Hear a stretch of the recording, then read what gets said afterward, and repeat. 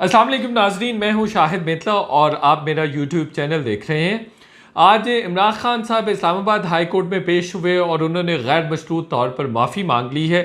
समाअत का अहवाल बताएंगे कि किस तरह से मामला शुरू हुआ था और किस तरह जाके ख़त्म हुआ है, और ख़ास तौर पर इमरान खान साहब ने माफ़ी क्यों मांगी, क्या वो नाअहल हो सकते थे, और अदालत के दोहरे मयार पर भी बात करेंगे। मुस्लिम लीग नून को ये शिकवा रहा है और मुसलसल ये शिकवा बजा भी नज़र आता है कि वो उनके साथ अदलिया का रवैया मुनासिब नहीं है, गैर मुनासिब है, जबकि इमरान खान को एक लाडले की तरह ट्रीट किया जा रहा है। इस पर भी बात करेंगे। सबसे पहले बात करते हैं कि इमरान खान ने माफ़ी क्यों मांगी है, ये माफ़ी मांगने की उनको ज़रूरत क्यों पेश आई है। देखिए, आपको याद होगा कि F9 पार्क इस्लामाबाद में एक जलसा था। अवामी जलसे से ख़िताब करते हुए इमरान खान साहब ने शहबाज गिल केस में 2 रोज़ा जिस्मानी रिमांड देने पर लोअर कोर्ट की जो जज थी ज़ेबा चौधरी, उनको धमकी दी थी कि आपको देखा जाएगा और आपको देखेंगे हम। आपने जिस्मानी रिमांड क्यों दिया है शहबाज गिल का, जबकि आपको पता भी है कि उन पर तशद्दुद हुआ है, तो आपको वो जिस्मानी रिमांड नहीं देना चाहिए था, लेकिन वो कानून के मुताबिक था।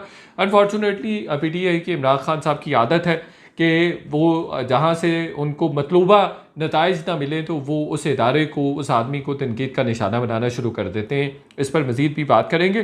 तो आज फिर अदालत में जब इमरान खान साहब पेश हुए, हामिद खान साहब जो उनके लॉयर हैं वो गए और उन्होंने कहा कि इमरान खान साहब बात करना चाह रहे हैं। तो इस पर चीफ जस्टिस साहब ने कहा कि जी बिल्कुल ज़रूर बात करें, आज हम फ़र्द जुर्म आयद करना चाह रहे हैं, आज फ़र्द जुर्म आयद होनी थी। लेकिन फिर हामिद खान साहब ने कहा कि इमरान खान साहब बात करना चाहते हैं। तो इमरान खान साहब जब आए तो उन्होंने अपनी जो अनकंडीशनल अपॉलॉजी है उसको टेंडर किया। उन्होंने कहा कि मुझे जैसे जैसे मुकदमा चला है, इस मुकदमे की संजीदगी का एहसास हुआ है, तो मैं गैर मशरूत तौर पर माफ़ी मांगता हूँ, और जो ज़ेबा चौधरी हैं उनकी दिल आज़ारी हुई है, तो मैं उनके पास जाकर भी माफ़ी मांगने के लिए तैयार हूँ। और उन्होंने ये भी कहा कि मैं ये यकीन दहानी करवाता हूँ कि मेरी ज़ात से या मेरी पार्टी की तरफ से उनको किसी किस्म का नुकसान नहीं पहुँचाया जाएगा। जिस पर चीफ जस्टिस ने कहा कि हम आपके बयान से, हम आपकी गैर मशरूत मुआफ़ी से काफ़ी मुतमिन हैं। तो चीफ जस्टिस साहब ने यह भी कहा कि एक तो आपका ज़ाती मामला है, अगर आप जाना चाहें उनके पास तो आप जा सकते हैं। दूसरा फिर उन्होंने ये भी कहा कि आपके बयान को सराहते हैं, लेकिन आपको बयान हल्फी जमा करवाना होगा। बयान हल्फी जब आप जमा करवाएंगे तो फिर हम फ़ैसला करेंगे। तो मुमकिना तौर पर बादिउल नज़र में ये केस अब ख़त्म हो गया है। इससे पहले चीफ जस्टिस अतर मिनल्ला साहब ने जो दहशत गर्दी की दफ़ात थी वो भी ख़त्म करवा दी थी, चूँकि इसके फ़ौरन बाद जब इमरान खान साहब ने उन पर तनकीद की थी और ज़ेबा चौधरी को धमकियाँ दी थी, तो उन पर दहशत गर्दी एक्ट के तहत मुकदमा दर्ज किया गया था, जिसको जस्टिस अतर मिनल्ला साहब ने ख़त्म करवा दिया था।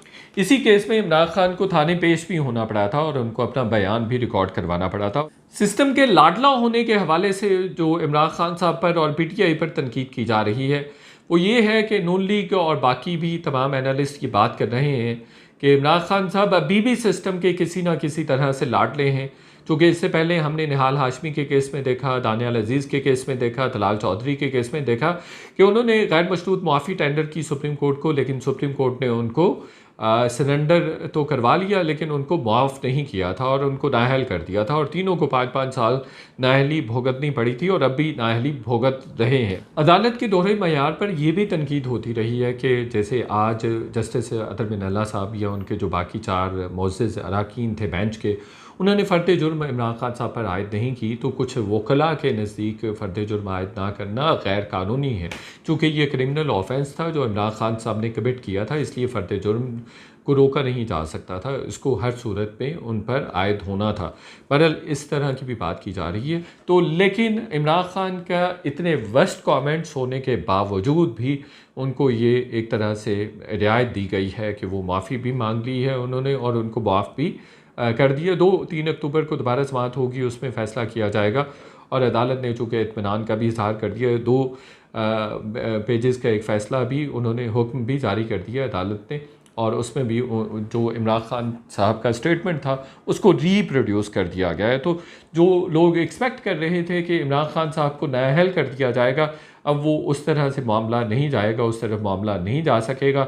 इमरान खान साहब को इस केस में माफ़ी मिल गई। ये कभी इम्कान था कि अगर इमरान खान साहब माफ़ी नहीं मांगते हैं तो उनको डिसक्वालीफाई किया जा सकता है, और इसके बहुत ज़्यादा चांसेस थे, चूँकि इमरान खान साहब की ज़बान बहुत ही ज़्यादा सख्त थी जो उनको नहीं करनी चाहिए थी। हमने हाल ही में देखा है, हमेशा से ये इमरान खान साहब का वतीरा रहा है कि उनको मतलूबा नताइज और मतलूबा अहमियत ना मिले किसी इदारे से, किसी फ़र्द से, तो उसको भरपूर तनकीद का निशाना बनाते हैं। वो आर्मी चीफ़ हो, वो जजेस हों, या वो फिर चीफ़ इलेक्शन कमिश्नर हो। इससे पहले भी हमने देखा है कि ECP के जो साबिक चीफ़ इलेक्शन कमिश्नर थे जस्टिस रज़ा, उनसे भी माफ़ी मांग चुके हैं इमरान खान साहब, और बाकी भी 1-2 केसेस में वो माफ़ी मांग चुके हैं। इसी तरह के केसेस थे जिनमें उन्होंने बिलाखिर माफ़ी मांग ली थी। इस केस में पहले तो जब 5 रुकनी बेंच बनाया गया तो जस्टिस अतर बिन अल्लाह साहब बाहर थे मुल्क से, और वो वापस आए, फिर उन्होंने समाअतों का सिलसिला शुरू किया। 3 दफ़ा इस केस में इमरान खान साहब इस्लामाबाद हाई कोर्ट में पेश हो चुके हैं, और बहुत ज़्यादा वहाँ पे सिक्योरिटी के इंतज़ाम भी किए जाते हैं।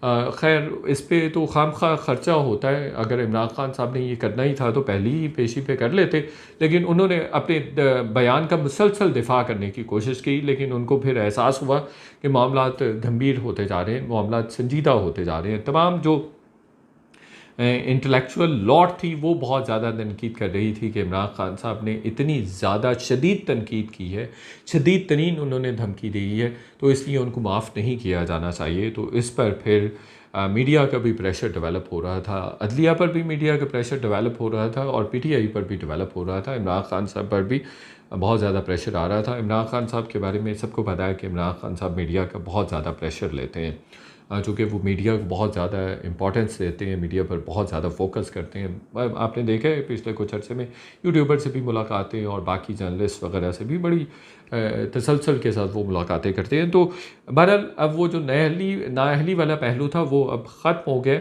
तो जो -1 की बात हो रही थी और PTI उस पर बड़ा वावेला भी कर रही थी, वो गलत साबित हो गई है आज।